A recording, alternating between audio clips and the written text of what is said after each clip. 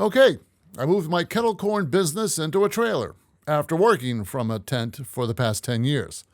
I wanted to show you guys how I set it up for specifically a kettle corn business, and at the end I'll show you where to get the plans and how to order one. I found this company which manufactures these cool windows that can flip up, and they give you signage on each one. And you have this back door which flips down and is held on these stab jacks. So this way you can slide the kettle out and give yourself better ventilation. The kettle won't be blowing into your work area because the side vents will be clear of the walls. On a rainy day, you can still keep everything tucked inside, and you can lower some of the windows to keep everything from getting wet. This is what it looked like when it was brand new. I ordered it with finished walls on the inside, plus electrical connections. The trailer is 12 foot long by 7 foot wide and 7.5 feet tall. Plus the little flippy platform is 2.5 feet wide, giving you just over 101 square feet. That's pretty darn close to a 10 foot by 10 foot tent. All right, let me show you how I have it set up. All kettles dump from left to right. That means you got to stand here. And you'll want your ingredients right behind you. You'll also want to sell to your customers this way versus trying to deal with people by leaning across the bin or going around it. What's nice is you can also sell towards the front if you're put into a skinny space. The door has to be here because if you put it on the other side, the table will be in the way. You get these shelves for all the windows. There's plenty of room to stack stuff on them, or even a fan that can be pointed right at your face on a hot day. They attach to these railings so they're easy to take on and off.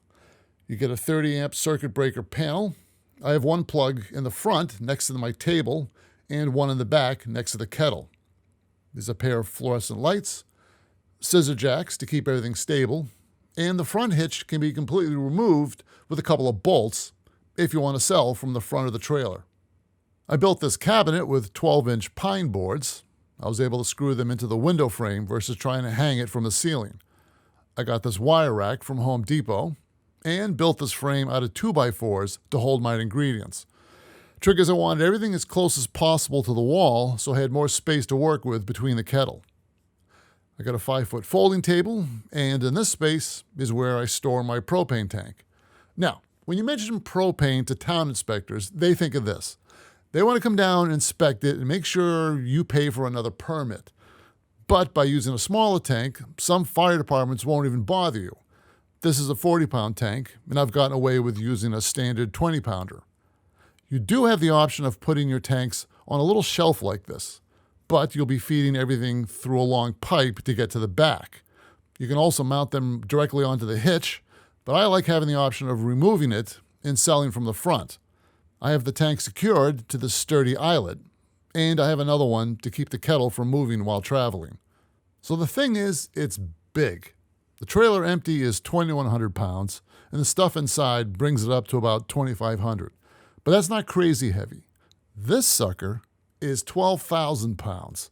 I talked to the guy in that truck. The thing is filled with everything. But you'll still need a decent-sized vehicle to tow this. The main issue is you're pulling an 8-foot vertical wall down the highway. This means you'll need a brake controller inside the vehicle and the appropriate wiring harness on the outside. It's much different than the standard 4-pin trailer configuration.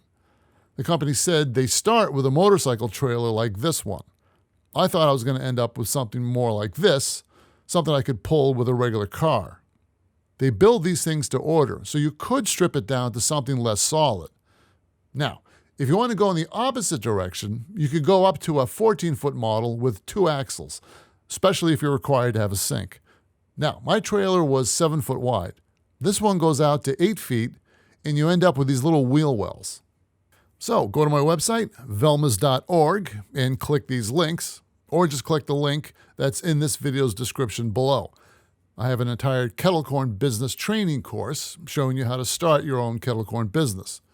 I've now included the plans for my new trailer, plus the contact info for the company that manufactures them. If you go ahead and buy a trailer, feel free to contact me so I can talk you through the process. So there you go.